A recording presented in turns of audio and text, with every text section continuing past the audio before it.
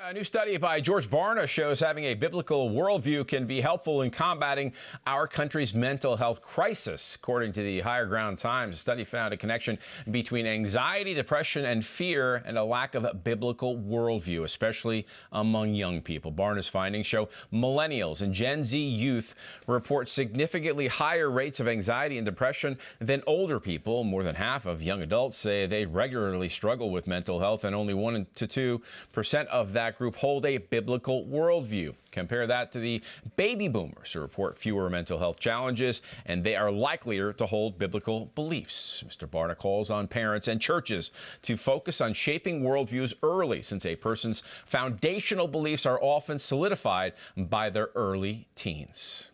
And joining us now is speaker, author, former congressional candidate, and founder of the Texas Youth Summit, Christian Collins. Welcome back to Victory News, Christian. Well, thank you so much for having me on, and I appreciate all the great work you do.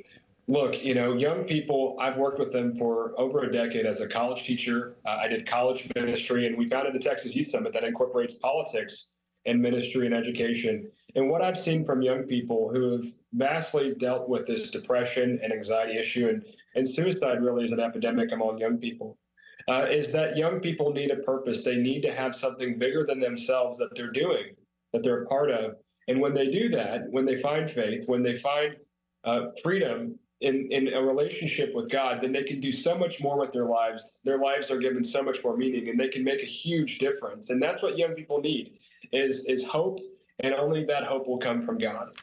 Very good point. Give us a report, if you can, on, well, I'm sure you can, on your Texas Youth Summit and how things went last week. And I heard great things. Well, thank you so much for all that you guys do to cover it. It means the world to us. And look, we had amazing time this past Friday and Saturday. We had incredible work that we were doing to educate them with Christian and conservative values. We bring in the very best, biggest speakers in the country. I'm pleased that the report that we had Don Jr., Kimberly Guilfoyle, Matt Gates, Wesley Hunt, Yamni Park, Riley Gaines. We had some of the biggest speakers that have come. And thousands of young people have come through our doors and have been impacted in a positive way. And we're going to continue to do the hard work on high school and college campuses across Texas to reach them. And if you want to learn more about our movement, go to TexasYouthSummit.com, and you can support us there. All right, Christian, thank you for that. And yes, a great list of speakers. Once again, TexasYouthSummit.com to learn more about Christian Collins and his mission. Thanks for being with us today. Thank you, guys. Tim. Before we go, let's talk with Victory News contributor Liz Joy again. Liz, you're the author of How to Be Salt and Light, A Christian's Guide to Voting. There are Christians who steer clear of politics because of their faith. What would you say to them about this election? They can't separate the two. Our vote, a Christian's vote, is their seed, and it's the seed that they are planting, and the harvest that they want to be able to reap for themselves and their children and their children's children. Proverbs 13:22 says, "A good man leaves a good inheritance for his children's children." Well, when we partake in the process of voting and we honor God with our vote and plant that seed, we are actually planting the harvest and the inheritance that our children's children are going to inherit.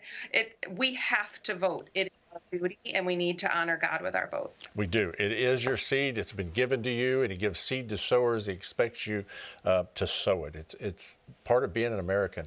So be sure to get your own copy of How to Be Salt and Light, A Christian's Guide to Voting, at your favorite bookseller. Liz, it's an honor to always have you with us. Thank you for being here today. Great to be here. Thank you so much. God bless. Bless you.